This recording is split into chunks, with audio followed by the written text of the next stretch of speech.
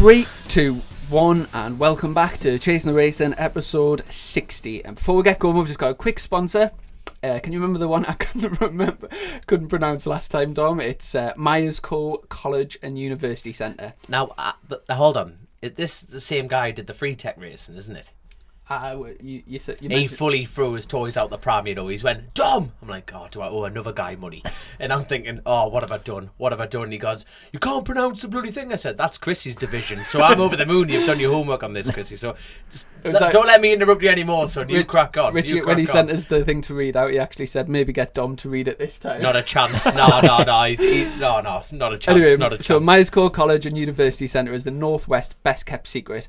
They offer motorsport and motorcycle diplomas and degrees aimed at providing opportunities for school leavers or adult learners to progress their career into the motorsport industry, with student residence also available.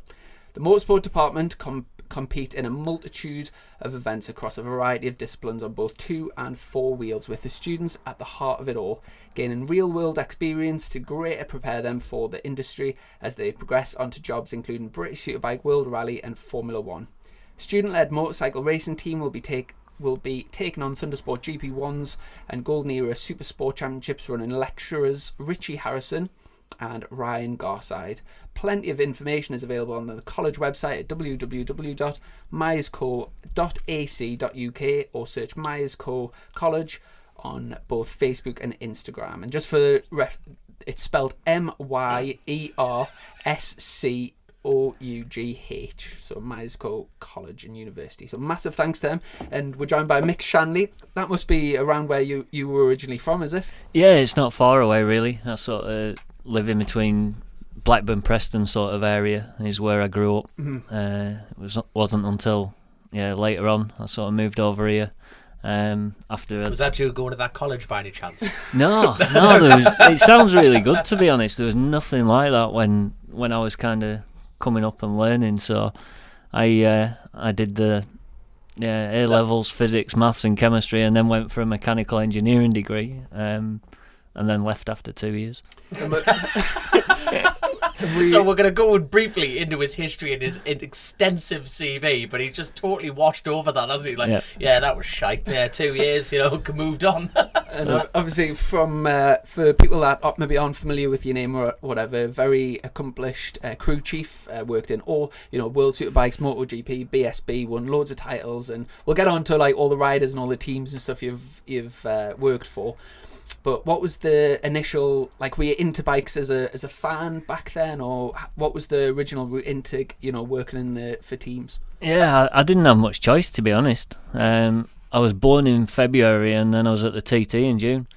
So my father at that point, he was like 35 years, never missed a TT, and I was about to say, I'm glad he's a fan, because I've just got this image of your parents chucking you like it's an orphan straight onto the Ben McCree, and off you go, son, and see what you make of it. Big family of TT TT fans then. Yeah, my dad's a big bike fan. My mum at that time was going along to racing. I don't think she had much choice, to be honest. But it was like a family holiday, and I remember going all the time until you get to the point where you're at school, and then my mum would be at home with me because of school, and my dad would still go over on his bike every year. And then as I got older, I got more opportunity to go sort of here and there with him, and always falls around about exam time, doesn't it, at school? So if it didn't clash, I was there for sure. There we go. So at what point did you think, hey, I'm fed up of watching, how do I get involved in it? What was that next step into that? Yeah, my dad sponsored a few people here and there, and kind of I grew up in quite a rich racing environment, if you will, because my dad sponsored local sidecar racer, Dave Aldin, his relative John Aldin as well. Right. All these guys around the same sort of area, Burgesses and things. So I knew them growing up, but my dad had a independent truck garage, HDV repair and recovery and car MOTs, and it actually backed onto P&G Fogarty's yard, which is Philip and George, which is Carl Fogarty's uncle and dad. So when I got my first push Magnum 50 at 3 years old, I used to go to my dad's garage every weekend, spanners and hitting nails and, you know, just like you do, learning things from being a kid. And I used to ride my little Push Magnum up and down the loading area up at Fogarty's yard. So, like, Carl Fogarty would be there a couple of times here and there, but he wasn't that interested in that side of it. But I sort of grew up around all these people and going and seeing them all the time. So, did Michael Rutter around that sort of area? I'm sure there's a link to where Fogarty's yard, or did his dad? I'm sure were they based in the similar sort of area, weren't they? I'm not sure. Originally they were. Yeah. Maybe I'm getting mixed up. I don't know. But anyway, it's for being in the same yard and then ended up, you know, going all the same tracks all around the world and stuff. It's like a small, you know, you could say a bit of a coincidence, but it was like, yeah, a little bit of a hub. Where we're from, there's not actually that many people in the north. Nothing but bloody brickies and tree cutters, young, from up our way. There's nothing. So having that kind of that richish. At what point were you aware of your surroundings? Because growing up, bear in mind now, I know a lot of sidecar families, and now you are all engineers. Now we keep meaning to get like trying to drag the sidecar world into it. Now sidecars are so unique because every outfit is unique in itself. Yeah. So that engineering side of it, but that was a proper deep end throw into it instead of just buying an R1 off eBay and then just sticking parts on. It was like, right, we need to make 3 chains out of a shoelace and see if it'll work situation. So at what point did you think, bloody hell, I'm in deep here? Yeah, as I sort of grew up and I was, you know, I always did all right at school. But I always loved, I was mechanicking and driving trucks when I was a little kid and welding and doing all this, and I had my own bikes and started doing some motocross, and I always prepared all my own stuff and one thing and another, and I had an interest and I had it in my mind, typical thing, you know, like careers advisors at school, and you go into your thing, what do you want to do when you grow up? So, in Preston it would have been, do you want to be a drug dealer? We're going to get burnt alive if we ever go to Preston now. I do apologise. I was there. I was like, oh, well, I want to be in Mick Doohan's team in MotoGP, 500s as it was then. And it's like, yeah, right, we'll put you down for car garage. But, yeah. Now, is that as a racer or working? No, at that particular point. I think I knew deep down I was all right on a bike, but I kind of knew I wasn't at that level to do anything. I did a few odd races here and there, but yeah, it was a far bigger step. I'm one of these people that if I can't win, I don't want to play. So very honest of you. I like it. There you are. You know, I want to be with the best people to do the best that I can be, and yeah, I think that was my thing. I knew that I was good at was the mechanicking side of things and all that. So yeah, I got opportunity. I was motocrossing and at college and uni, and I got opportunity to help Mick Lofthouse. It was another local racer, 125 British Championship and all these crazy races in Ireland. So yeah, Carrador and Skerries and Temple and all these places, Cookstown every other week, and then we were coming back and doing British Super Cup as it was then. So that's kind of where it dropped on for me, really. So I went into racing at a high level with a fast rider at 125 British Championship, which was, yeah, quite a step, to be fair. What was the first time that you were established in a team as like when you realised it was a full career and, you know, you had that's where you were going to make a living? Yeah, I mean, obviously, sadly, Mick got killed, TT in 96, and my head fell off. How old were you then? 20. Jesus. Yeah, he was my best mate. You know, people even say we look like brothers. It was weird, you know, we just went. It was at a time when you could get away with murder and drinking, and it was, just party. We just drove everywhere in the van and just had a ball, really. So what age, sorry, I'm delving in the past a bit too much here, but what age were you when you first started working with him? I'll have been 95 was, so yeah, I'll have been 18, 19. So a good couple of years, obviously, at a seriously high level, and that would have been a hell of a lot to take on at 20-year-old. That it was, like he had another mechanic, but who couldn't commit to do all the races, Nick Kay, a real good guy who'd been with him for a good few years, and the sort of thing came up where he needed somebody to help, and my name came up somewhere out of anything. So I got in touch and said, oh, would you be interested? I've heard that you can, work well on bikes and things. So I said, yeah, all right, what do you want me to do? So went round and met him at his house in Oswald-Twistle, near Accrington. I'm glad you said that, because I'm just not... You've been knackered with that. You know when someone gives you directions, the guy, no, but when you just pull off and go, what the fuck? Where am I going? I'm glad you said that, so yeah. So he had his 125, and it was in the process of being prepared for the next race meet, and he was like, well, best thing I can do to get a handle on things is just see what you like. So I need this gearbox in it for this race meeting, and I want them jets in it, and I want this, and it's like, all right, fair enough.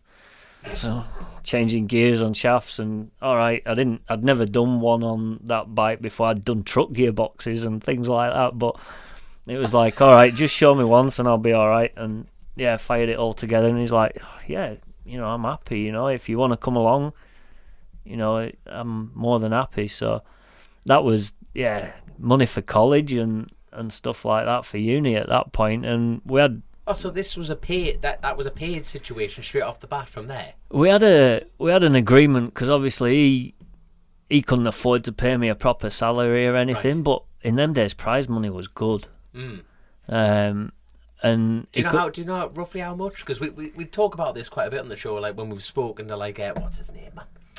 Oh, McGuinness and all them lads. We've briefly touched about it, but what was prize money like? I think like British Super Cup, if you won a 125 race, I think it was like £1,500, but there's 2 races in a weekend.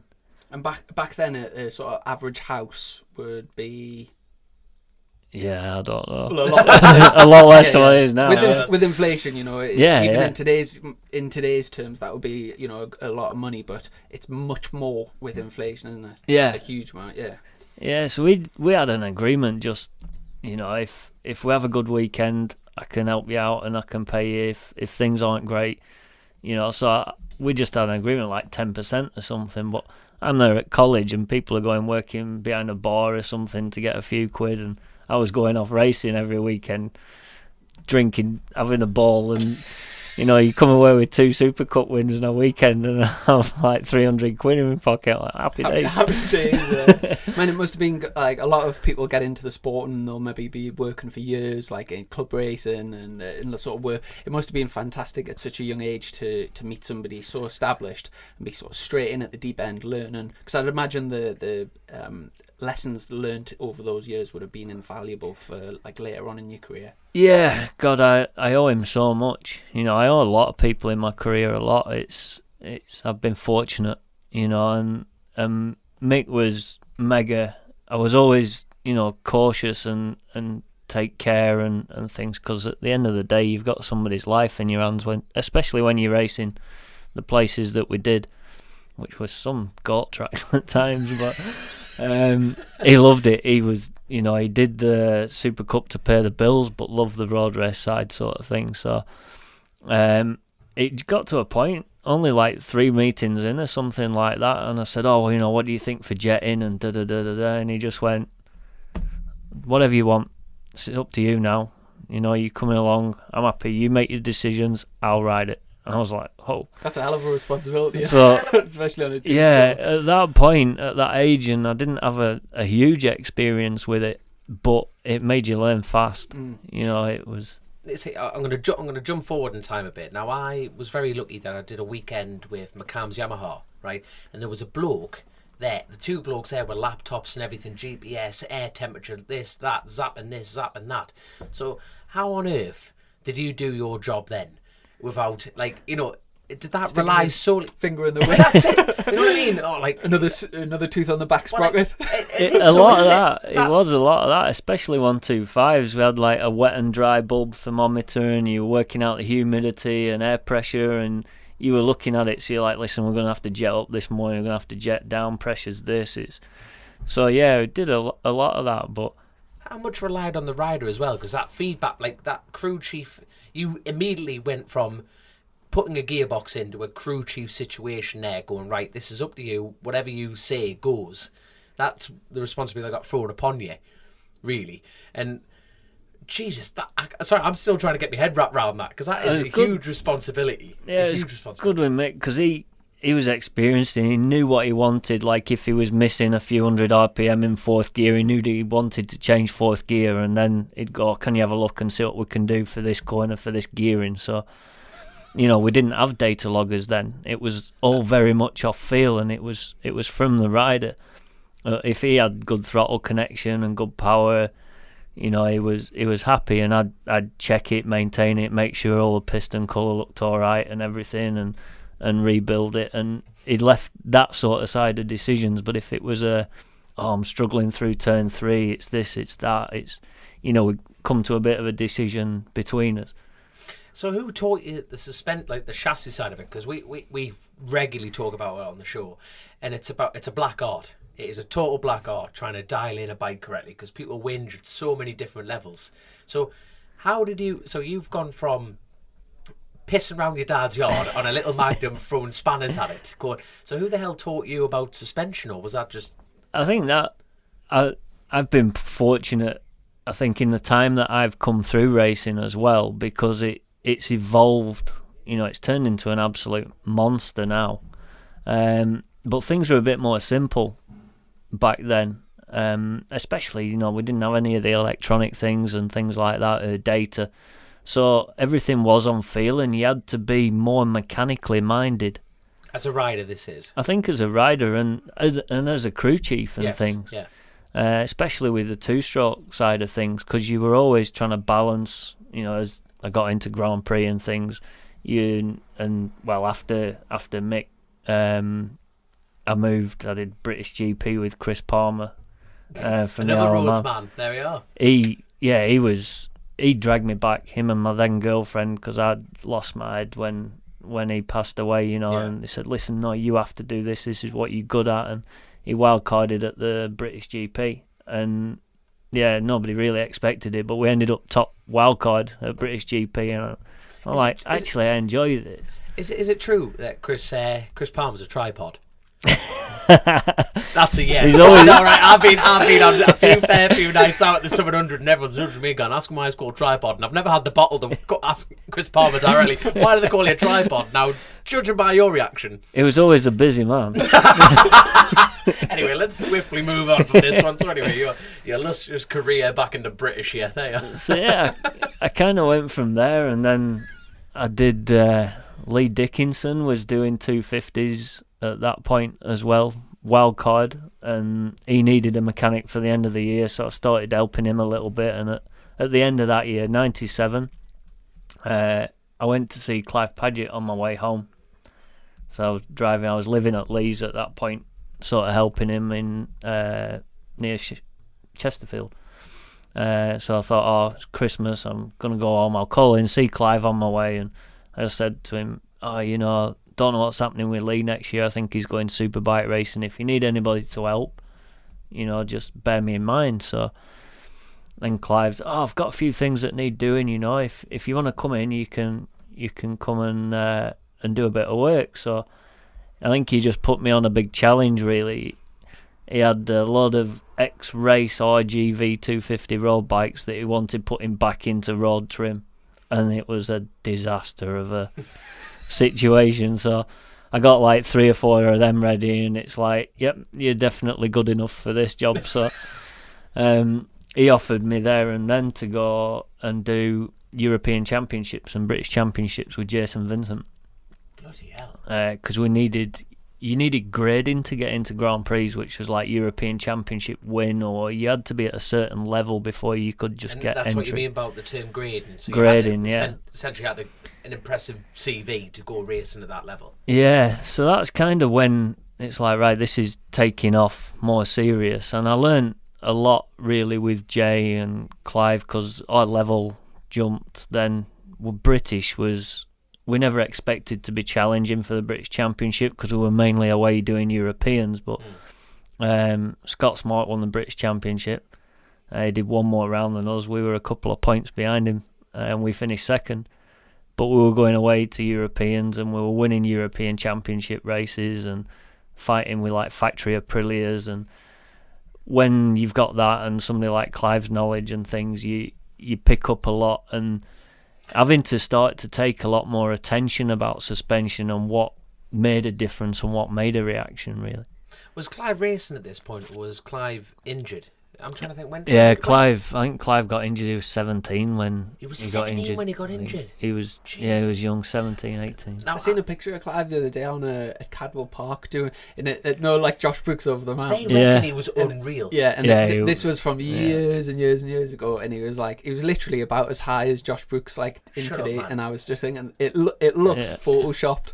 But 500 race winner at like 17 years old, and off doing Grand Prix with him and his brother Alan. And but his dad was just chuck him in the van, off you go. There's a bit of see you later. But they reckon he was generally world class material. Yeah. Now, was it injury wise? Yeah, I think in the wet, I'm not sure whether it was at Anderstorp at Sweden or something. The bike seized and he went down and obviously injured his arm and a certain percentage of nerve damage that in them days, never really managed to recover from properly. Mm-hmm. But he did 1 or 2 races afterwards. But yeah, that was didn't quite have the strength in it. I know a few people that have rode for Clive over the years, and I've heard quite a few individuals say that he's been the best person they've ever ridden for, just as a sort of team boss or whatever. Did you have a good relationship with him? Yeah, was he a good employer? Come on. You'll never world class, but he's a bell-ended boss. You'll never ever find anybody, the whole family, is a more passionate family about wanting to go racing. It's just heart and soul. It's all he thinks about when you get up in the morning. Your whole thing's just about going racing and, how can we be faster? How can we do this? And just loves going away doing it. We did some amazing things as a team because it's there out of Batley. It was my introduction really into sort of big time racing, if you will. So we'd done well. We got entry into GP. And 98, that was it. I was on a plane going over to Japan to go and build a A-Kit 250 with TSR chassis and everything. So I went to Technical Sports in Japan. And I should have been racing one of them this year. Yeah. I'm absolutely gutted. So we built, this bike, and it had a factory A-Kit. It wasn't an NSR 250, but it had an A-Kit. And we were battling some serious. Jay Vincent, if he'd have had a proper factory bike, would have been world champion. Hand on heart, believe it. We out qualified Valentino Rossi at Phillip Island. We finished 5th at Paul Ricard. Jeremy McWilliams as well. He was finishing 3rd, 4th, 5th. We were round that area all together. And this is a bike that we were maintaining in Paget's back in Batley, and it was missing about 10 horsepower, but we were racing against Harada, Caparossi, Olivier Jacques, Valentino Rossi. This huge sort of field, depth of field. And we were pissed if we were outside the top 7. That's phenomenal. So what? Okay, I can understand the team side of it, the passion side, getting the bike, but 10 brake horsepower down. Now, in your opinion, what made him so much exceptional, really, to get at that level on a slower bike? I think it was the style. Some circuits suited us. If we had a circuit where we had a lot of hard pull acceleration off slow corners, we'd struggle. But if it was a corner where we could keep flowing and keep speed and carry momentum, it kind of wasn't that bad. But if you had a lot of acceleration, we'd lose a lot on acceleration. But some circuits we did really well at. That's crazy. And obviously, a lot of people talk about those years as like glory days, and the 2 strokes and whatever. Do you look back on those days and with fond memories, and what's your opinion on the sport going from 2 strokes to 4 strokes? Do you see that as a positive step, or? It's different. I look at it. I love 2 strokes. I've still got a KTM 300, and I've just bought a CR 500 to go and do some. Go kill yourself on. Yeah, it's a bit of a project. Yeah, it's been a few years. I remember this. Right. Hospital. But no, it was phenomenal. They were raw. Everything was different. It was special time, I think, really. I went from Paget's and I had a bit of a... Felt bad, but I got out of the blue. Because I'd met HRC Japanese and things with doing what we did with the A-kit stuff. I was living in Batley in a flat behind Clive's house, and this was 2.5 years I'd been with them then. It was Christmas Eve. I was going back to go and see my family for Christmas, and I got a phone call out of the blue. I had a mobile phone and stuff. A phone call out of the blue, and it's like, Mick-san. I'm like, who the hell's this? Anyway, boss from Japan, and said, we're interested in you coming to work for us at HRC Honda. I was like, really? Yeah. Trying to play it all cool, as you do. All right, yeah. I'm very busy. I'm just having my fish and chips. Call you back in 10. I said, well, yeah, I'm at Paget's. Yeah, we know at Paget's. We're interested in you coming. So, yeah. So I'll have to know and understand the sort of salary and one thing and another. And yeah, the figure they came out with was like 4 times the amount I was getting paid. I was like, okay then. Yeah, right. Fair enough. And there was no real email as such, not as much. Them days it was kind of pretty new, so I said, have you got a fax number? So I'm like, yeah, I've got a fax number. I gave him my mum and dad's fax number. So I drove home to my mum and dad's in a daze. And your dad's like, you're getting paid how much? I kind of like... pinching yourself. Yeah, and I'm going, what have I just agreed for here? And, I got there and I got to my mum and dad's. It's like an hour drive, and so I said, how are you? Oh, yeah, I don't know. I'm just quit my job. And my dad's going, you wanted to be in GP and da-da-da. I said, yeah, but I've just agreed for Honda. And then the fax machine sparked up and it just sparked pages and pages and pages of stuff out. There's like contracts and flight details. Was that, were you moving over to Japan to work? No, that was, again was, actually it was based with the Shell Advance team. So we had a European base in Spain with Jeff Hardwick. I worked with Anthony West, and Toro Akawa was on the other side of the garage. So yeah, that was full factory NSR 250. That without doubt was the best bike I've ever worked on. Really, it was such a nice thing. And then after that, moved to Italy for a year. Again, sort of Honda-based job with Pramac with the 500. NSR. 2001 was Leon Haslam when Chris Walker rode the 500. I was Leon Haslam's crew chief. Leon must have been young then, was he? 17, youngest ever 500 point scorer. Jesus Christ. 17, imagine that on a 500.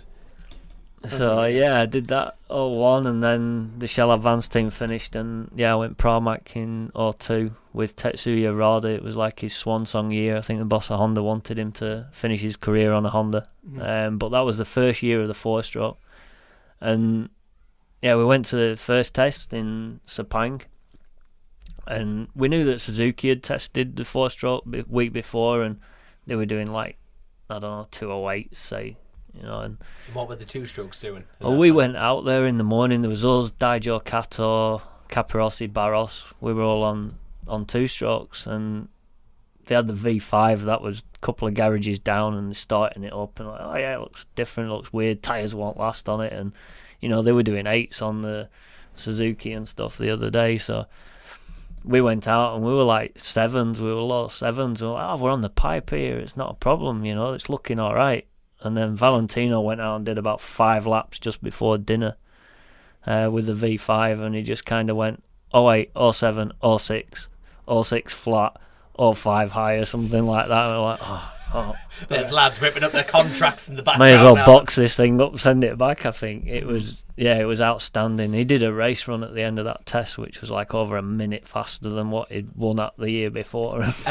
Jesus, now, like in today's terms, there's like quite a structure of a team, with you'd have for each person in the garage, like in terms of crew chief, you'd have the suspension tech, mechanics on the bike. Back then, was it the similar sort of team structure, and what was your position in the, like the years that you've just spoke about, what sort of positions were you in the team? Yeah, sort of like with Paget's, it was a bit of everybody came about and did everything, you know. Oh, hold on, how did Clive take the news when you, like, your mum's fax machine's pretty much on fire here and Yeah. you've just accepted the job? How did that little chestnut go down? Yeah, it wasn't the best at the time. But I mean, Somebody offered Oh, four God, times yeah, the oh, salary yeah, cut. he knew the situation, Yeah, and you'd understand. you know, wouldn't we're still good friends. We had a lot of good times together, and God. yeah, it's yeah. But no, it wasn't an easy conversation, that one. But yeah, sorry. So you like your different roles. So with the Clive job, it was you saw everyone. Yeah, just we were all mucked in. kind of mucking in together and things. We actually stayed a lot of the time out in Lorette de Mar. Always seemed to be en route to every single race meeting. So we had a place that we could park up, and we prepped the bike in between, and then just got smashed. But Who's the most famous guy you've got smashed? Come on. I've not got smashed. I've been smashed with a lot Fantastic. of This is famous all good. people. Yeah, Go on. Valentino Rossi does like a drinker. He did Shut do it up. at that time. But he was really. Have you got smashed with Valentino Rossi? I've been in the same place and stuff and You used to drank have with him. You And used to have a boat in Ibiza, I think, or he might still do, like a yacht. Shut up, man. I think he is a bit of a party animal. Like. Is he? I went. And hold on, he's your hero and you don't touch a drop. What's going on here? You're missing a trick here, son. Probably one of the most random things. I went to World Superbike with my mates in like '98. No, it was like the Carl Fogarty time. Yeah, we went to watch. So it was before I was really involved in racing, but I knew quite a few people about. And we ended up at the Thistle at Brands on Saturday night doing Jack Daniels shots with Anthony Gorbert. And I got up the next day, my head was like, somewhere I don't think I'd ever been so ill. And we kind of went to Paddock Hill, turn 1. The first person I saw backing in to turn 1 was Anthony Gorbert. And I left him at like 3 in the morning. It was like, whoa, yeah. That's brilliant. So what I was trying to sort of get at was how did you Sorry, go Chris. from like hands-on with the spanners and whatever to like sort of understanding more about like the geometry of the bike and stuff? When was the step where you went from like on the hands-on on the 2 strokes to you sort of Yeah, probably working. I know that answer. It's when Rossi was going a minute quicker than everyone else. Probably working more full on like that was especially. I did a lot with Anthony West. It was kind of me and Clive and things, and a bit of a group thing at Paget's. But then when I went to Shell Advance, that was kind of more me then. right. And Haslam, full on crew chief with Haslam. But you made a lot of mechanical decisions then, jetting and pipe spec and cylinder head spec and gearboxes and things. But I think as it's gone 4-stroke now, this is where things have really changed, because now we have an electronics guy and a strategy guy and your suspension guy, and you're more of a hub for all of it than making core decisions, certainly at GP level, which I think is, I enjoy World Superbike now because you do get to play and experiment a little bit more. Just a quick one. While you mentioned Ant West, I'm sure I've seen Ant West in the news like over the last year or so. Has he been racing over in Brazil and Spain or something? Yeah, drink riding ban. Something to do with Jack Did Daniels. he not get banned from the, like the FIM stopped him racing or something? And there's a bit of a conspiracy going on. I don't know the full ins and outs of it, but I remember reading like a big poster where he kept getting banned for something, and he was like, I think he got spot drugs testing and picked up something, whatever it was. I don't even know what it was. And then he got a ban, and but he was, I don't know, appealing the ban or whatever it is. I don't know. It might be a bit like Ian Olney. I don't know what's going on really. was he a good bloke to work with? Did you like him? To be honest, he was so young and such a natural talent. He had no idea what he was riding, no idea, but he could ride so hard, but just didn't really understand it in a way. Right. His first GP that I worked for him, South Africa, we qualified on the front row. It was just like, boom, where did that come from? He was always good in the wet, wasn't he? Yeah, incredible. We'd qualify like 20th on the grid or something, but you sort of wind him up and like, right, if you don't pull your finger out, there's going to be somebody chasing your mum back to the motorhome in a minute. And, like, second lap, he'd be in the top 5. You know, again, racing against all these guys like Valentino and Caparossi, Okawa, Wolf Wallman. It was such a big field, and he was running against 17-year-old, like 5th in the championship against them guys, and I think in the end finished about 7th. But yeah, just unfortunately not focused enough to kind of piece it all together. And he won GPs, he won World Supersport races. He came and he won everything that he did, I think, when he came on that. And just a shame his life didn't turn out maybe the right way. So where did we get up to? And it was around the sort of 2002 when it went 4-stroke. Yeah, 4-stroke was 02, and then 3 kind of, it came as a bit of a curveball to me in 3, because I'd spoke to Honda about being crew chief for Daijo, I think. Was it still in MotoGP? Akihanori, that was it, in MotoGP. And yeah, bit of a weird thing at that time. And it was, there's too many Hondas on the grid, so I had like a contract and things ready to go to Japan, and then it was, we're very sorry, Mick, we suggest you try to find another job. We can't do it. So was that just a professional sacking? That pretty much. Yeah, that's a very polite way of sacking someone, isn't it? We recommend you look for somewhere else. Yeah, so I did a couple of things and tests and things, Bridgestone tests and that founder, but nothing kind of full on in 2003. And I was almost like, I've had a good run at this, and I'm going to. My dad was kind of winding down a little bit with his work, and I was going to take on the family business sort of thing. And how did you feel about that initial moment? You've just travelled the world. You've been having the best life you could possibly, like, in our opinion, ever. And it's like, right, yeah, you want to go back to fixing HGVs? You know? Yeah, it was a bit different, being led on my back on M62 underneath a truck trying to fix it at midnight and stuff. But I don't know, I always had a soft personal spot for it, and I kind of thought it's a family, it's family, isn't it? Thought, this racing thing's not going to last forever. So, 2004, that was it. I was kind of full on, really, heading in that direction. I never even bothered looking for work in 2004. I just, right, this is what I'm doing, this is what we're going to go. And I've had a fallout with my dad because I got a phone call to see if I could go and help Vitran's team. It was with the new Honda that had just come out, and could you go to BSB? I was like, Christ, I haven't done BSB since 96. This is like 8 years ago. I've never worked on a 4-stroke like that. But anyway, I went along, and my dad wasn't happy because, you know, I was taking over the business, and this was it, and da-da-da. So we had a bit of a fallout and didn't speak over the weekend. But I did all right, you know, we went quite well, and I got a job offer from it.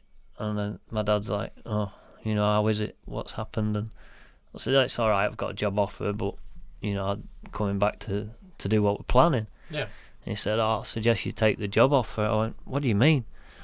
And his business that had been there had been broken into over the evening.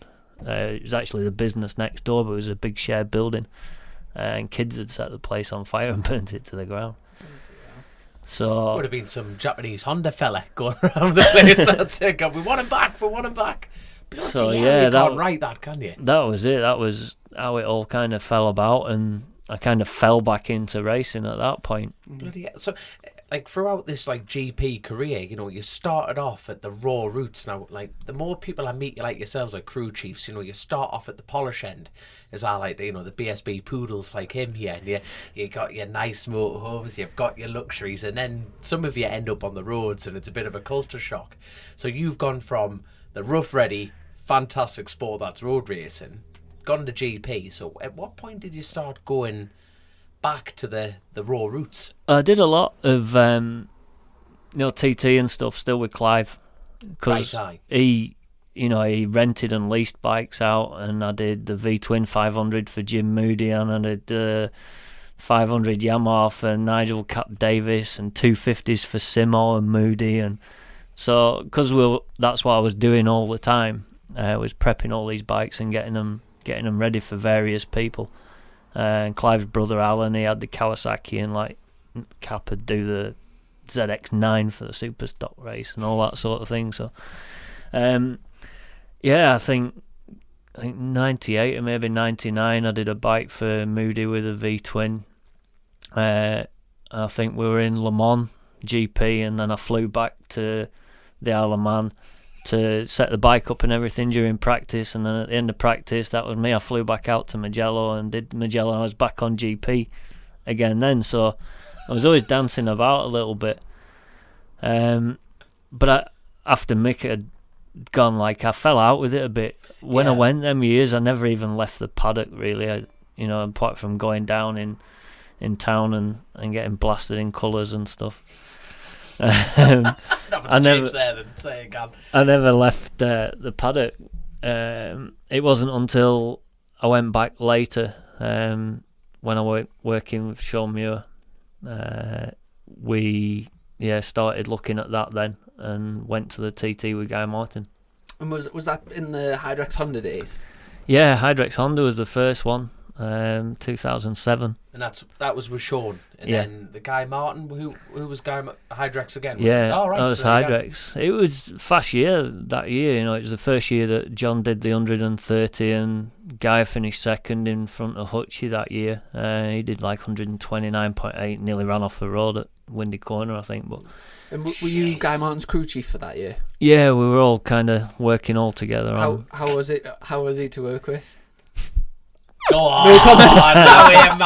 How are you, man? He's a man of his own mind. Is he? But yeah, it was difficult. You don't have to slag him off, but we just want details. No, it's difficult. Did he want to work in 2007? Honestly, it was mint.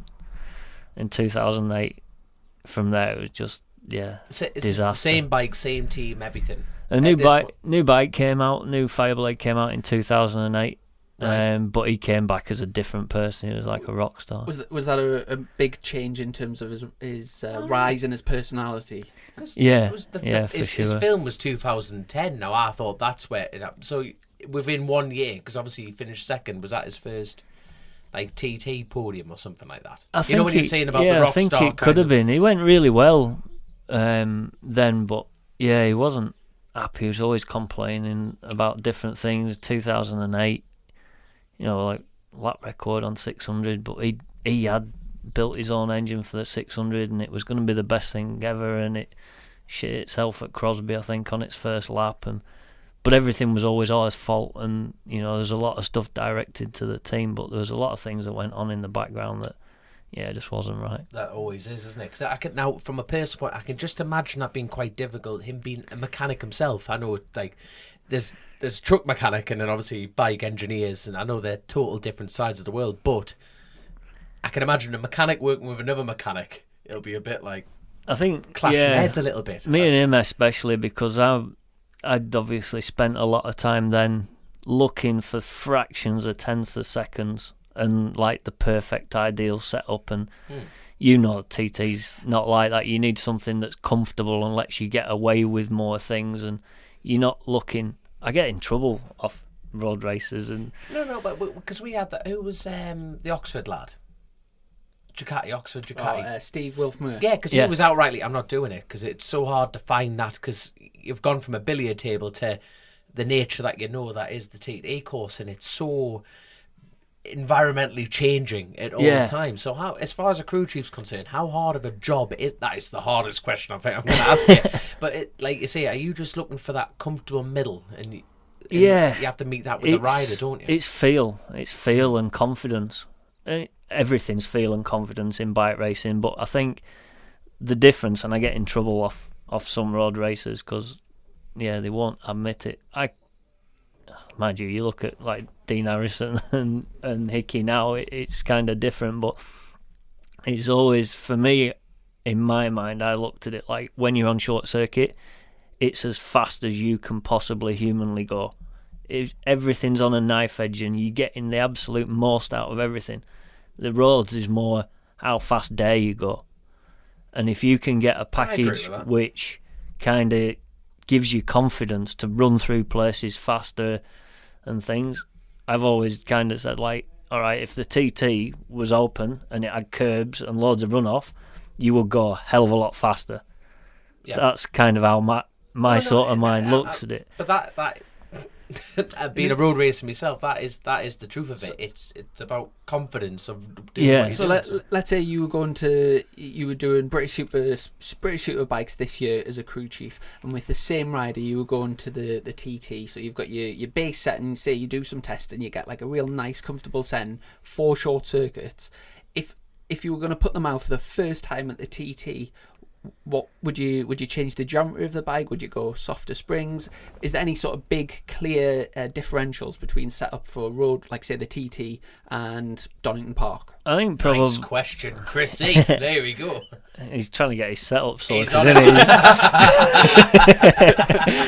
he? I think probably the main thing is you're quite flat when you're on short circuit. There's not a lot of compression and undulation and things, so you tend to be relatively soft spring rates and reasonably high preloads. And the TT, you need something that'll almost float on bumps. Mm-hmm. So it tends to be stiffer springs because you need to protect from the big G outs, but you almost want it to be a bit like a rally car where it'll follow all the little bumps and undulations rather than it being a short circuit harsh bike that would just bounce off everything. Now, do you know sometimes you'll go to a track and you'll say if you know that you've got the bike set up perfectly for a particular corner and like it's got a real nice balance, then it's a pretty good compromise for the rest of the track. Is there any part of the TT that you can take one particular sector out and say if you've got a bike that handles nicely through Kirkmichael or like a particular part, then it's a pretty good setting for the rest, or does it not really work like that? I don't know. The circuit changes so much. There's some corners that are a bit short circuity, and then you get to like the Ginger Hole section from there, and it's like a motocross track. Right? Ginger Hole's just not a section. It's just you can't possibly set up a bike for Ginger Hole. Nah. You can't. You just put a gum shield in, get on the stirrups, young, and ride it. But I see what Chris is coming from, because like you got the Glen Helen, like that flowing section. So if you could pick one section out of the whole course to set up for the whole track, what would that be? It's when you look at data logging so much as I do now, and like we have it now, and you get used to seeing patterns and things because you're doing the same lap all the time and you can see positions, and then you look at data from the TT and the thing's just like it's having an epileptic fit most of the time. It's just crazy, the numbers that you see and that. It's. Do you believe the data at the TT? Yeah. Looking at that, do you really rely on that still now? No, this is the thing for me as a crew chief, and I think this is the important thing with a crew chief. Electronics are massive now. It is how it is. You've got to have them to go fast. You've got to have them to win races. It is how it is. But it's important for me as a crew chief. As far as I'm concerned, it's all about feeling. And your comment as a rider is gold to me. I'll get that first input from you as a rider when you come in, and I'll ask a few questions, and I'll be trying to build that picture in my mind as to what it is you're actually going through and what you're struggling with. And in general, I can get that picture together, and I can go and look at a certain area on the data and already kind of know what I'm going to see. So you're just getting it confirmed by the data rather than I use it more as a tool. When you've got really good riders, it gets easier to do that because they can be so accurate and so sensitive about what exactly it is they're doing. Like Loris is incredible with his feedback and the detail that he can give you into a problem. So he does a lot of that job for you, and I can go and then just go, I almost know what I'm going to see here, but I'll look at it just to make sure that I'm right, and then I can quickly tell my guys what to change to do it. The thing that is definitely data massively related is when you're getting into things like torque control and traction control and anti-wheelie, because that needs such a fine control for it to be a performance advantage rather than taking too much power away and the bike just being slow. So talk us through right now in your setup, in your team. Loris is the rider for the 10 Kate Yamaha team. So you've got Loris, you're the crew chief. You'll have a suspension guy, a couple of mechanics, an electronics guy. Is there Yeah, we've gone kind of. I'm looking for a new job, so if you need like a tea bitch, Yeah, I'm 100% available. Talk us through the how the team's put together and your role in that and how it, because there'll be people listening that have heard the name crew chief but literally have no idea, no understanding of what goes on. So for those people, try and sort of explain. Well, if they want, I run a crew chief course along with Gareth Evans from Reactive Suspension in York, and we have people coming along to actually do race engineering courses, which is a big sort of eye opener for a lot. Where can people find that? If you go on Motorcycle Suspension School, MCSS, look for that. Gareth Evans does a lot of suspension courses, but we actually run a crew chief course between us. Race engineering thing, what which brilliant idea goes into a lot. And does that go through everything from geometry of the bike, understanding data?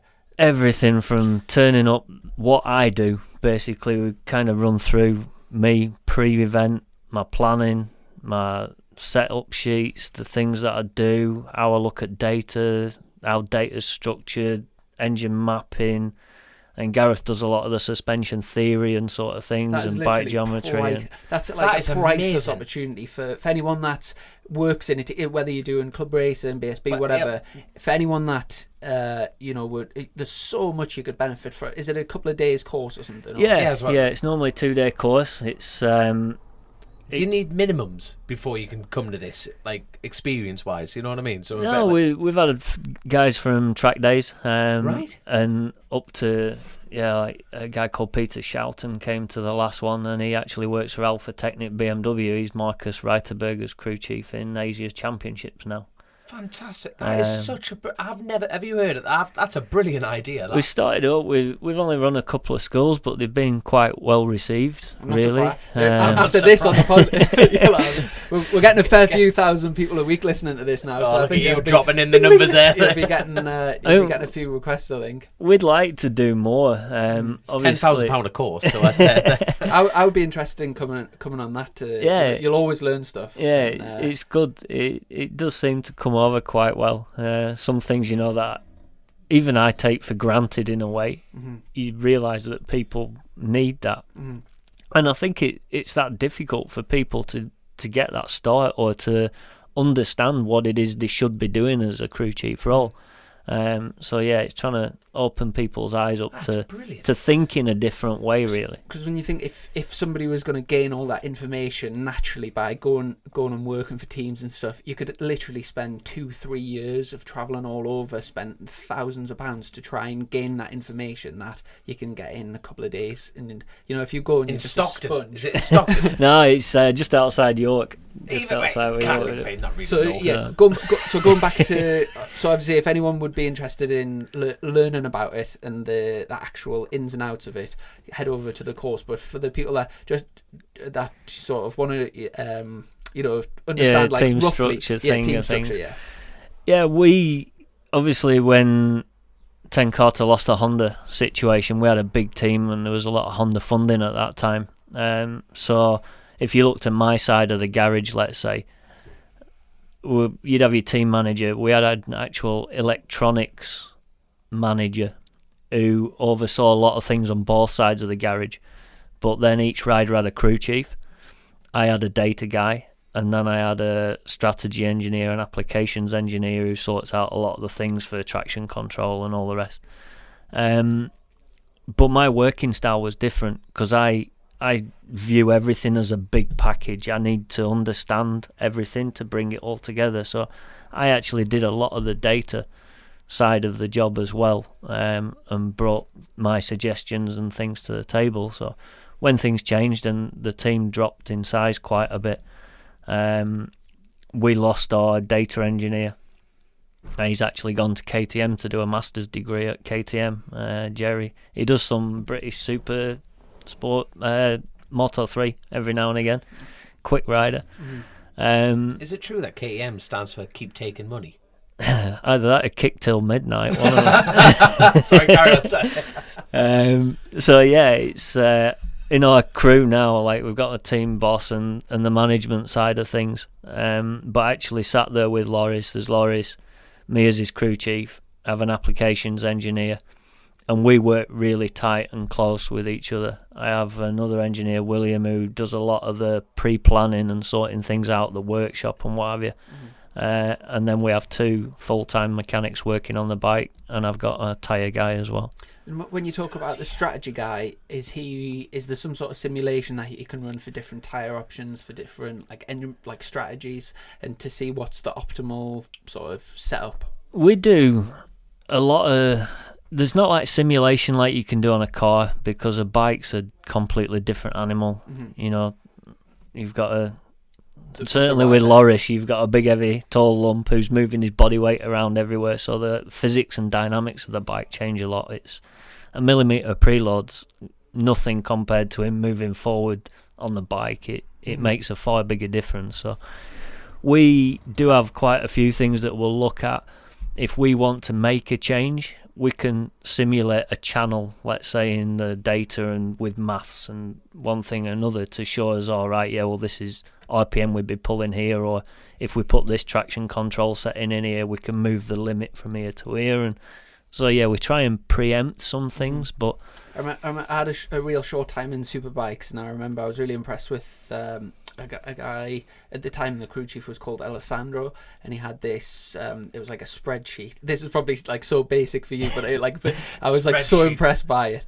And basically you input your gearing into the spreadsheet, and it has the RPM for the apex of every single corner, so you can see, run different gearing to see where you were.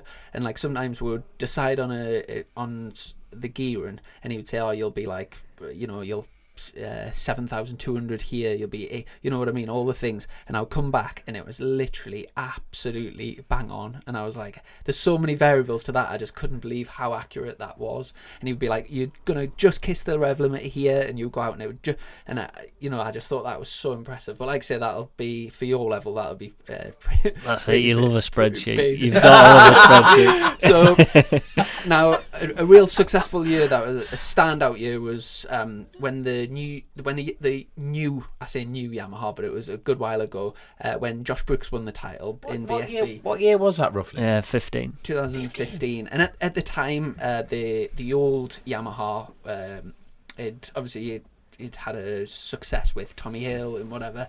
In fact, I tell you what, we'll go back. we'll go in order. So the Tommy Hill year, obviously, that's such a famous BSB year, probably the most famous battle to the end. Final race was that phenomenal. Final race was phenomenal. To be in that garage and to be such a critical part of that team, it must have been, I can't even imagine the feeling at the end of that. Go on then, one word. Go on. God. Yeah. We've got all the time in the world, so you can take. Were you on Tommy's side of the garage that year? Yeah, it was Tommy's side of the garage. I don't think there's kind of a one-word thing that you can do with it. It is today. It is today. Relief. Yeah. Relief, I think. It was a strange season. Strange, because we pretty dominated for the vast majority of the season. We were strong. We'd race wins, lap records, everything was good. And this was on the R1, wasn't it? The R1, under seat model, wasn't it? So was that the Big Bang thing, was it? Big Bang thing. Alton Park, we were a second a lap faster than anybody at Alton Park, and then thanks to my current rider, who high-sided out the chicane at the top of the hill in morning warm-up, split his fuel tank, Tommy was the next person round, high-sided off that, and did his shoulder. So we missed out there, but we were still strong, we were good, and it was the first year of the showdown thing. And race one of the showdown, it was at Donington Park. Donington, Tommy's teammate, Michael Laverty, and Shaky came together at turn one, and both of them went down. And I think at that point, people just went, we haven't got many races here. You could lose the championship if you don't finish a race. Okay, before we carry on with this story, what's your opinion on the showdown? Because people are like Marmite with the thing, aren't they? It's different. I can't like it or dislike it. For me, I've got to do my job, and I've got to approach it and be a bit pragmatic about it. As a race fan, not as a professional, as a race fan, what do you make of the showdown? I don't think I'm a big fan. Right, fair. No, which is fair enough, isn't But it? I understand Yes, why. it serves a purpose. Doesn't Yeah. it? Totally does. Make sure Totally does. It yeah. puts obviously- a different dynamic when you're working in a team. It becomes kind of stressful with it. With that situation that you've just described, where if you've got into the showdown and then you knock each other off into the first corner, it must be like That was it. That 2011 year in the showdown, we'd won a lot, but I think Tommy was cautious, and so was Hopper in a way, and we didn't look like we could win a single race in the showdown. I don't think we did. Everything was just like, I've got to preserve this, can't do anything wrong, I can't. And that race, final race of the year, so many things went on. We were behind. We shouldn't really have won the championship. And in the Hopper's bike blew up the day before or something, didn't he? in the morning, But that's a beautiful thing about racing, though, isn't it? The whole world can get turned. Unpredictable. Of course it is. in the man. morning, It's- the conditions were sketchy, and we went out, and we went all right and everything. Hopper never did, but then on the first lap of the race, his bike shut down, which he'd have probably found if he'd have gone out in morning warm up. But it didn't, so he lost a lot of points. So when we went into the last race, there was 2 points separating us, where before there was about 10, So, I went into that last race, and it was like, mate, this is it. This is, you've got it all to take here. It's you versus him. With these your words as a crew chief. This is it. You You have one shot, one opportunity. Eminem sitting in the corner here. I was thinking, Go on, as a crew chief, did you sort of take on that role as like a sort of motivator, and were you working with Tommy in his mental state, or is it purely to do with the I think bike? everything. You've got some riders you need to be a best friend to, some riders you need to be quite hard to, but the important thing is having each other's respect. That's the biggest thing out of anything. If you can get to that point where your rider trusts you and respects you, then he almost won't worry about what decision you're going to make, because he knows you're going to do it for the best reasons. Mm-hmm. And that's the thing. Sometimes, everybody has off days, and you've got to have a bit of an arse kicking, and some riders don't like criticism, but they'll kind of take it on board. Other riders want all the criticism they can get, because if they can, constructive obviously, because if you can reduce all your bad points, you're only going to go faster. Of course, yeah. But some people don't like, listen, you're a bit shit here, you need to sort this out. You fucking rider, I can't do that. So it can be a little bit, you've got to know your Kind rider. of like man management skills, really, isn't it? To get the best Because out of it. you see more like laid back than the deflated Lilo, I'm not going to lie. No, so I'm it's a like, bastard to work with. Yeah. go on, are you? Yeah. Fantastic. I know I can be hard work to work with, but when I'm in that zone, You're perfect. it's just, this is everything's structured, everything's there. There's no please, thank you. It's like this. All my mechanics. I've had mechanics get so pissed off with me because I'm like, right, shock out this spring, and please, it'd be all right. I haven't got time for it. Just get on with it. But at the end of the session, I don't even realise it. So I know it can be hard to work with, but I think a lot of that comes from World Championship approach. When I was a mechanic, when I did the Tetsuya Rada year, I dropped down to be number one mechanic because they had a crew chief on the bike. And at that point, when we were changing jets and things during the session, your crew chief didn't even speak to you. I had post-it notes and just slapped it on the front of the fairing. And you didn't question it, you didn't do anything, you just did it. And you were just used to that. But in BSB, the mindset was a lot different. He almost said, "Could you please take the wheels out now?" And it pissed people off a bit. And Right. what was Tommy like in terms of The like criticism feed? side, yeah. Well, I was no, you know what I mean? No, it's been, like you say, it's a bit... Yeah, He's won a championship, for God's sake. He's obviously, what you two did worked. So Tommy was mega, but he was certainly a rider who he didn't like criticism, but subconsciously he'd take it on board. And it worked. Like, he'd almost argue back at you when you said, you need to do more of this, you need to do more of that. And he'd be, But when you go out and you check the data next time, sure enough, he'd have done it, and he'd have tried it. And you work together all the time. Like you say, it's a respect. If you've been, that's what happens when you both have respect for each other's riding. It's a shame Tommy, after such successful year, I know he raced the year after, but it's a shame that he sort of left the sport as a rider. Obviously, I know he's still involved with. Massively, he does isn't he? my Yeah. logo, and he does lots of pretty much like half the bikes on the grid now. Tommy Hill. Yeah, he's even done my logo for Yeah, I my see that. workshop. Yeah. And he does a mega job for all of that. But I was a fan of him back then, and it would have been nice to see him continue his career. Do you know why he packed in? I think it was tough for him. He went through such a lot and so many injuries and things, and he put so much effort into his racing. I think he deserved a proper crack at Worlds, and maybe, I don't know, maybe for him at that point, because he'd never had that opportunity to make that step. Guys like Haslam, Sykes and Crutchlow and all these guys that he'd raced about with and done all the R6 Cup with, they'd all kind of moved on to bigger things, and Tommy had some horrendous injuries and not necessarily his own fault. He'd gone through a hell of a lot and didn't get the never got that need, opportunity really. You need the luck in life, never mind this sport. You need 3 times the amount of luck in this sport, don't you? Bloody hell. Madness.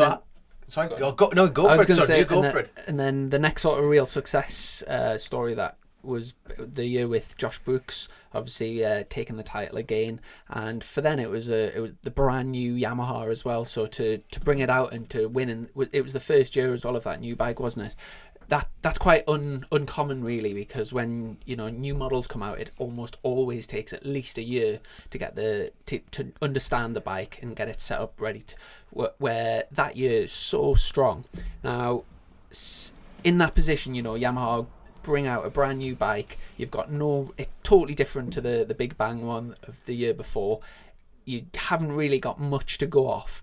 Where on earth do you start in terms of? We had one of the questions from our patrons. Mark was asking, where do you start in terms of? Yeah, do you put like an old setting in from the old model and then send certain a lad out things, and go, well, that was crap. Certain things you can kind of work base points out, like gearing. We could take an educated guess at and things, but we were fortunate with the fact that Josh had been in the team the year before with the under-seat exhaust pipe bike in 14, so we'd worked together. It was that environment, it was that sort of crew all together, and understood each other, I think. And we knew what a limitation was with the 14 bike and where we struggled. So we also knew that with the 15 bike, a lot of these things were coming better. So it was going to be a lighter crank, it was going to be faster accelerating, all the areas. And it was kind of, Josh knew that this thing was going to be new, but it had potential to be a lot better than what we currently had. And we were winning races and, podiuming with that bike. Like what I've heard about it is you've gone backwards on it. So to make a bike, sorry, I'm a tree surgeon, as you know. I know nothing. But the shorter you make the wheelbase, the quicker the bike will turn. What I've heard about the R1s is that you've theoretically got to make them kind of longer to make them turn better. They're different. Who the hell discovered that? You know what I mean? Different. At what point do you just go, nothing's working, just spin everything on its head? And that is a decision. That was the thing. I mean, when we went and did the first test at Alcaraz, there was a lot of other Yamaha supported teams, and one of our big things that we really struggled with was the fact that we were running BSB spec with no anti-wheelie and no traction, and all these other guys that were doing world endurance and other championships, they had traction, were fast as hell at this test, and we struggled bad. So I managed to book another test, and we tried to do some more work at that test, and we were always on the back foot. You could never get the thing just to work and do what we wanted. And part of it came electronically, because we had to start to think a little bit differently about how we did things. And we were running basically a stock bike. Even when it came to Donington at the beginning of the year, we had a stock fuel tank, stock linkage, it had Superbike front forks in. The engine had only just lightly been kind of touched. There was nothing really special with it, and we finished on the podium. And we're like, listen, things are going to get better here. If we can finish on the podium like this, it's only going to come better. And then is that all behind closed doors? Going, the bike's wank and we're sitting on the podium. It's going all right. It's going all right. Wait till they figure out we can't go left. Jesus. Kind of. It was weird. I had a bit of a. There was me and there was Ian Lord, who was working in conjunction with Yamaha Germany, and Marcus Eschenbacher in Germany was doing the engines and things. And we had a couple of small points that we kind of just dropped on, and we did the Snetterton test, and I had a bit of a silly eureka moment with something, and we changed the way that we approached the engine brake situation altogether, and he just went poof and broke the lap record like in the test, and it's like, holy hell, right, we've understood what we need to do here. And then we understood more with the chassis what we needed to do, and that started to change your approach. At Donington, we had a stock swing arm, and to get the gearing on, we had run like 570 something swing arm length, and then I machined the back out the swing arm to give us 10 mil more, so we got a little bit more, so the bike wheelied a little bit less then. And then as we sort of rotated the back to load the rear more, we needed to get it longer again to keep some load on the front, and it just evolved. It was... So in that situation, have you got, obviously the rider's giving you feedback of where he feels you can improve it. You'll have a suspension guy saying what his ideas are. You'll have a data guy. And is it sort of your job to interpret all of their opinions and sort of find a path, a route, and things to try? Yeah, for me, all I want a rider to do is complain. That's it. If he complains... The more stuff he complains about, the more stuff I can fix. As long as it's not just stupid complaints, it needs to be... copy shit or something like that, But then if you start something and if you have a picture in your mind as to what problem he's got, and you work in a direction and you change something with a reason about what you want to fix, even if you've made a right or wrong decision, you understand why you've made a right or wrong decision. So then you can move or alter your path a little bit, or, right, yeah, we can make a step here, and I think it'll do this and this. And then as soon as you get them one or two things that, yeah, I've made the right decision here, I'm onto something, you start to follow a pattern and a path, and you can push and work out. And you might get to a point where it improves until you get to a dead end, and then it's like, right, well, that side of things has worked, but maybe how can I load the front differently because I'm lost out in this area now, but you need to keep this bit. So it's always just trying to work on a plan. I see a lot of people, and this is why we did the crew chief school, I see a lot of people and they're almost going like trying to grab out of thin air, and they'll put the bike one direction and they'll put the bike another direction, and it's not good for a rider for a start. If you're riding a different bike every time you get on it, you don't know what it is. It's always stupid thing. Having a new bike's like having a new woman, a new girlfriend. You're out to impress with no idea what's going on. Like you've been with... I'll give this a go, she might like. You've been with your girlfriend for ages, and you know what you can get away with and what, works and what doesn't. Your house, Jesus, right? Yeah. You get a new girlfriend, you don't know, like you might try something, end up getting slapped in the face for it, but it's that thing, you've got to try different things and keep an open mind to see what gets the best. When you're trying the same thing for 10 years, like, look, you're taking the piss now. Oh, brilliant. So here's a quick question. So, stock 1000 class. Now, being a roadsman, I kind of base everything upon stock 1000 because I can't afford a super bike, so get a good stock bike. So why doesn't the Yamaha, in your opinion, not really work well at BSB Super Stock 1000? Yeah, I'm not sure. I think it's maybe hasn't been the strongest engine bike, maybe. Right, because like from the superbike world, like Motor America, World everything, it's bloody brilliant. You've just touched on the fact about it wheeling. I've heard a few lads that have ridden the super stock bike have issues with wheeling. I don't know if that's where with the super bikes you can extend the swinging arm and maybe I don't know. Yeah, they are a peculiar kind of package as well. I think they're one of those bikes that if you can understand how you need to ride it, you've got to ride it almost a bit 600-esque. You know, it's not... If you're drilling the brakes into the apex of the corner thinking, I'm going to run wide, and you keep holding on to the brake, you will run wide. Mm-hmm. But if you running up there going, I'm going to run wide, and you let go of the brakes, it'll turn. And it's a little bit of a weird bike to get your head around, to adapt your style a little bit. Mm-hmm. You know, and I think a lot of time in BSB as well, the circuits don't lend to that.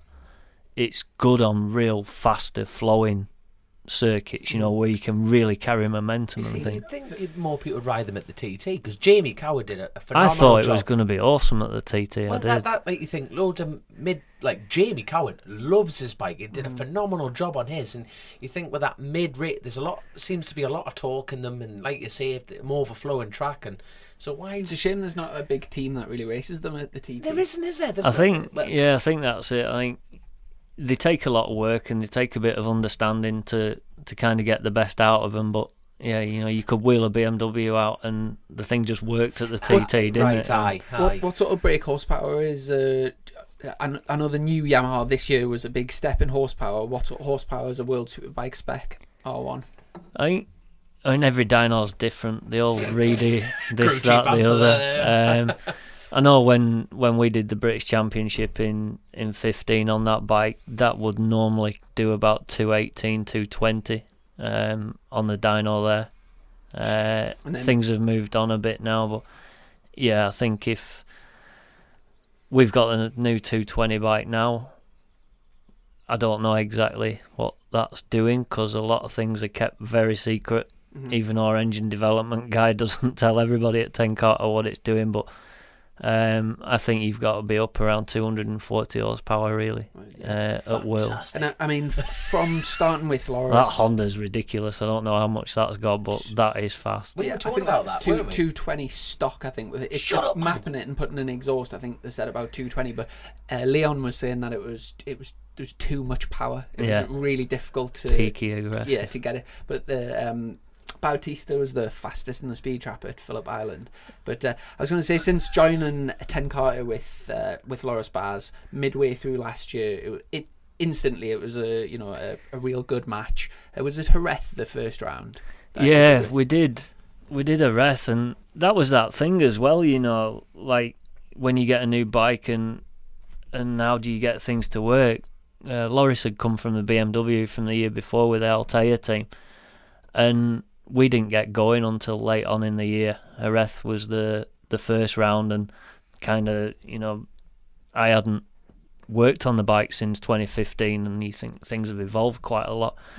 So it was like, all right, where's Vandermark's settings? Where's Loris' settings? Did you get much help from the factory Yamaha team? Yeah, you know, they were quite open with setup and stuff. Electronically, we were a bit restricted compared to them, but they give us kind of numbers. But it was a bit weird because there was no base, if you will. Like Alex had his bike one way and Mikey had his bike another, and Melandri had his bike somewhere completely different. You know, and I was like, this is a bit strange, really. You know, I've been riding this bike for so long and it's not in an area. It's not like a thumbprint style Yeah. of riding it. And I kind of understood what we did back in 15. And when Loris got on the bike, he crashed it a lot.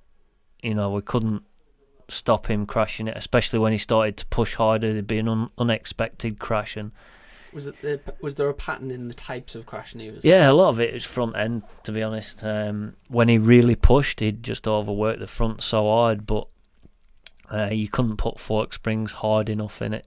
God, you'll know roughly sort of what sort of fork springs you'd have in. And I think at Jerez we had 12 fork springs in with 22mm preload, and he's on the bottom, like mid corner off the brake. It's in the bump rubber and folding the front. I was like, listen, I need to do something different here. I've got to go on our own path, our own route. So yeah, Donington, and I remember at Donington, I remember reading either just before or just after that you tried something like totally different, and you found something. Yeah, kind of made a complete balance change to the whole bike. Put some normal sort of fork springs in, but because of the whole balance change that we did with the bike and how it went, you know, we were using less travel with softer fork springs than what we were, and we were going a second half lap faster. It was As soon as he rode it, he's just like, wow, that's different. And, at Donington, we finished 4th in the wet in Misano with a bike before, and then crashed, when it was dry. And we were normally around, back end of the teens, just 1 or 2 points sort of thing before we went to Donington. And then when we went to Donington and we made the change, we ended up fastest, the top Yamaha 2 out of the 3 races, and we were like 5th, 6th, and that was it. The level was there, and then we could start sort of working forward and making positive sort of step. And then going into the season, obviously we haven't done much so far this year, but right at the beginning of the season, the pre-season testing looked like it was going great, very competitive, Jerez and Portimao, and then obviously at the first round as well, it was a very exciting race, and obviously Phillip Island's always super close, but you must have been pretty happy, pretty encouraged by the early performance this year. Yeah. Testing had gone really good. We were strong, and we were strong in Phillip Island test. We sort of knew that we had possibility to be on the podium. We could be there and battle for it. I think just when we got in the race, because we were still on the older spec, we were just lacking a little bit. We never got passed on a corner. We always got passed on the straight.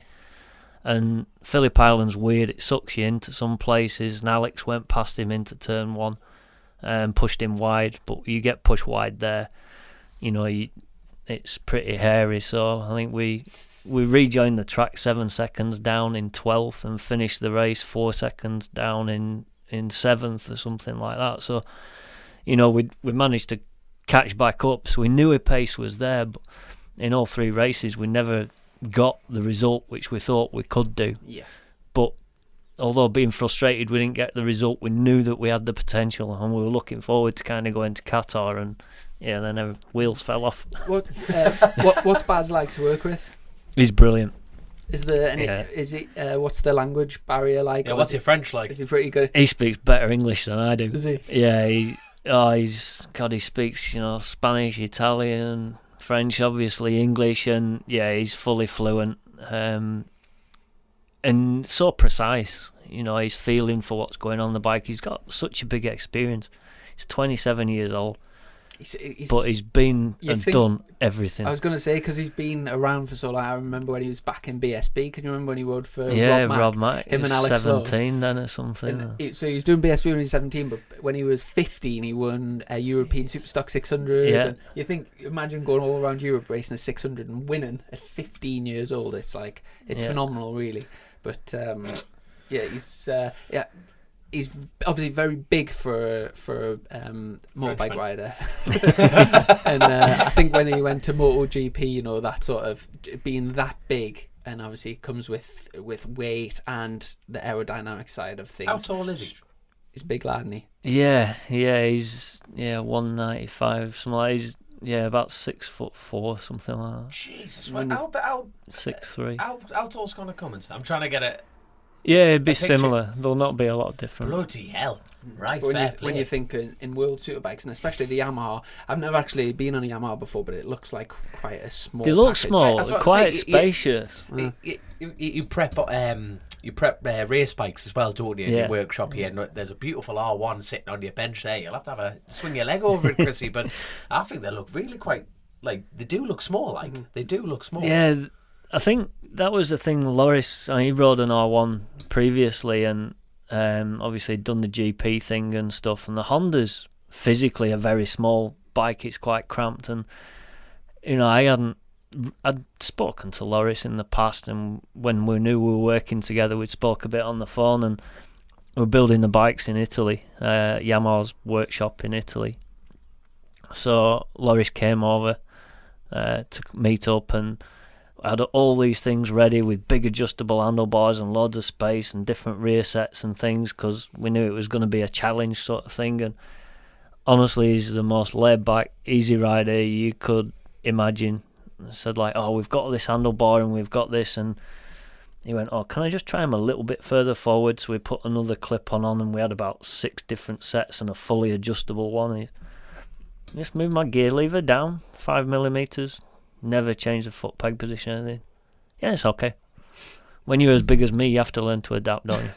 And that was it. And we've virtually changed the actual ergonomics of the bike very little since. I mean, 20 bike's got slightly lower seat and a different fuel tank and things, but yeah, he's just got on it and rode it. From recent times and working in the World Superbike Championship, what's your opinion on the recent rule changes? Obviously, for a while they've been struggling with viewers and the sort of excitement of the race, and especially with Johnny being so dominant over the last 5-6 years.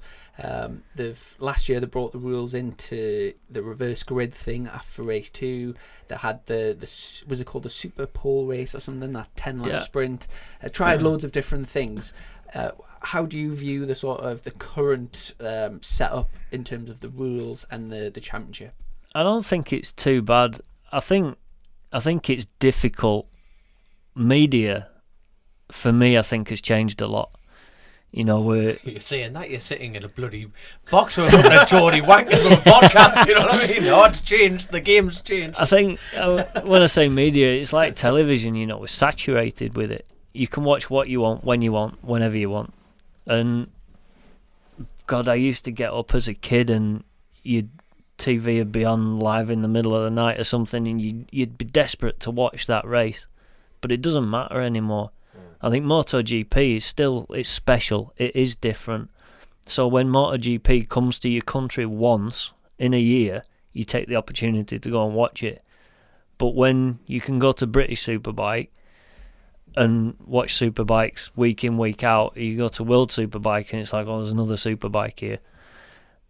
Or do I just stay at home and do I you can watch it on TV, you can pick it up, put it down whenever you want these days. And I think that kind of is difficult for Superbike. They're almost too accessible, if you will. And yeah, maybe it needs some more characters, I think, and it's good to be working for a French rider, because Brits have been phenomenal in Superbike, but I guess people don't always just want to watch Brits.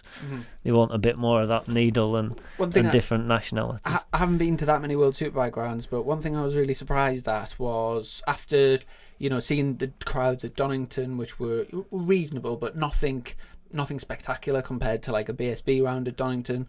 I once I raced at Portimao of World Superbikes, and I couldn't believe. I know there's a big sort of stadium around the track, so even if there was loads of people there, it would feel sort of empty. But I couldn't believe I would, usually after, like say Donington, after a World Superbike race, you're thinking about the traffic getting out, and you're going to be in a few hours of traffic. Yeah. Portimao, there's literally there's virtually nobody there. It felt like a club race.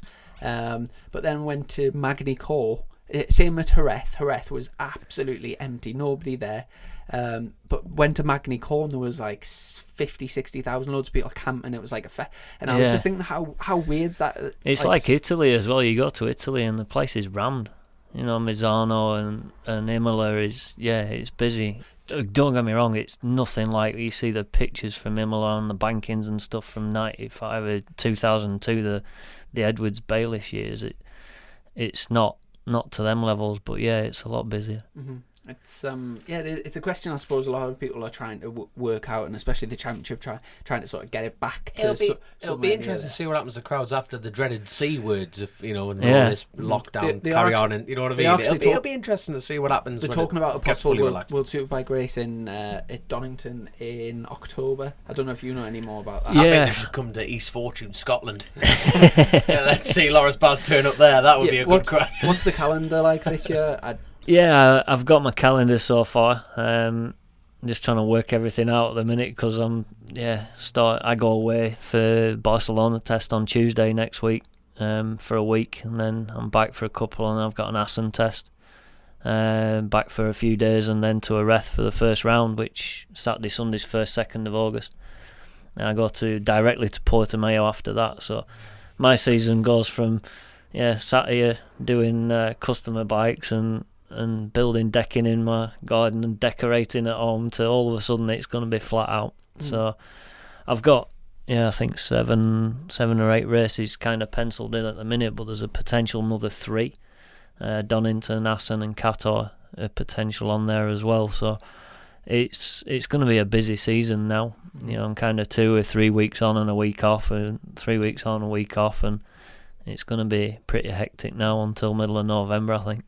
Fantastic. And give your business a bit of a plug. So obviously you're busy in the World Superbike. He doesn't want to plug anything. He's far too busy now. He's like, when you're back home, you've obviously got the crew chief school thing that you do, which but is brilliant. as well as MS development. What sort of work, and for people listening, you know, what service do you provide? Decking, by the sounds of it. Yeah, anything. All right. Yeah, I do the MS race development thing. It's a company I set up.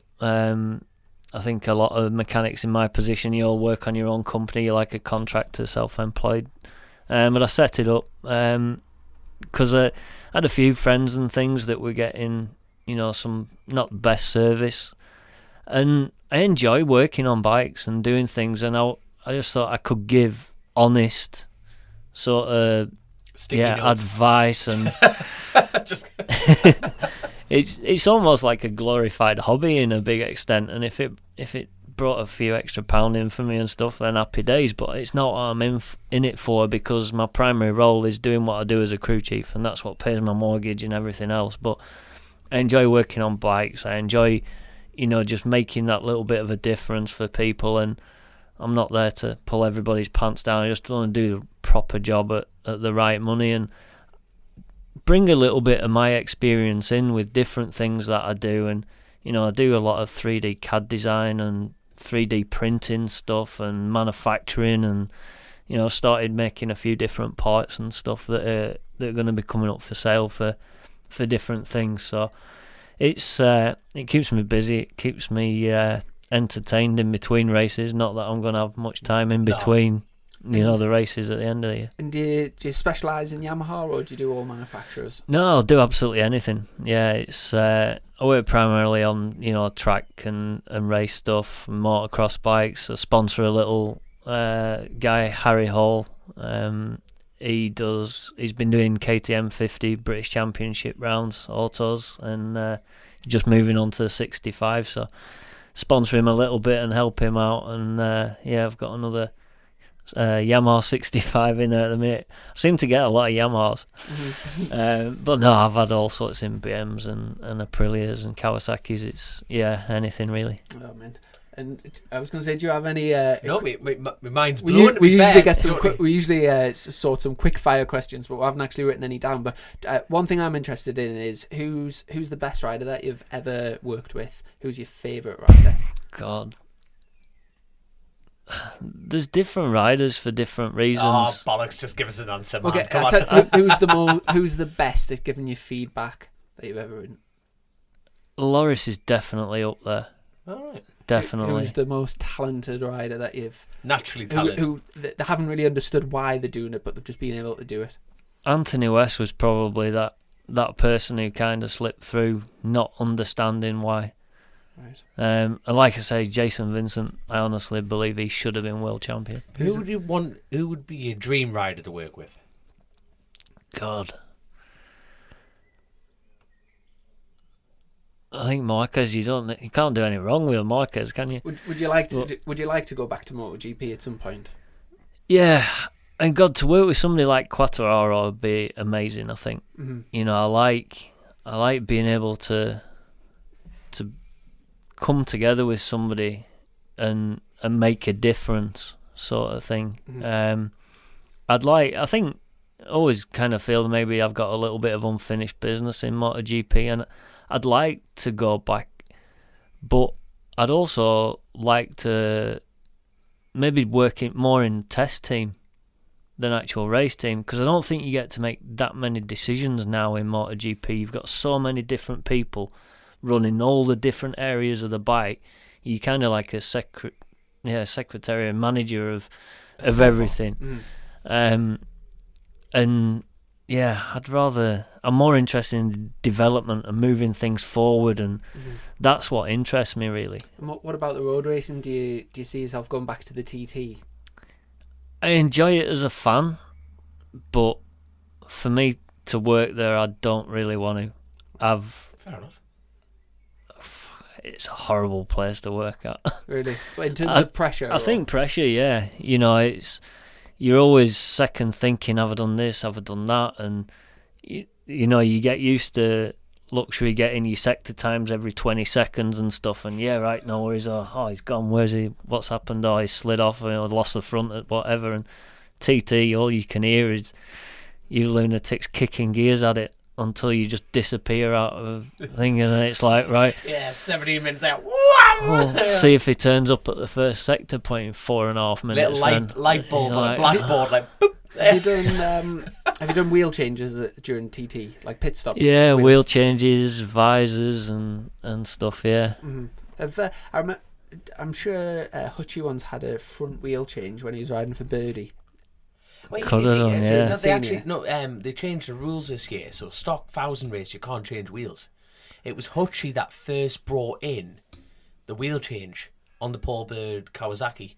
No one did a wheel change in stock 1,000. No one. And it was like Hutchie's like there was a young lad who did the wheel change for them. Sound neat. Everyone after that went, well, they're doing it. We're doing it. I'm sure Sam once did a front wheel change at the TT. I think they did. I think they did, but they've changed the rule, and I think that's brilliant because it'll save me a fucking fortune.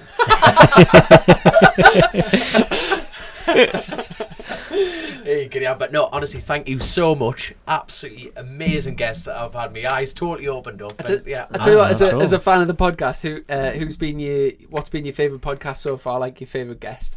Oh God, you end up laughing at so much stuff here and there. And generally, whenever I'm driving up and down, it's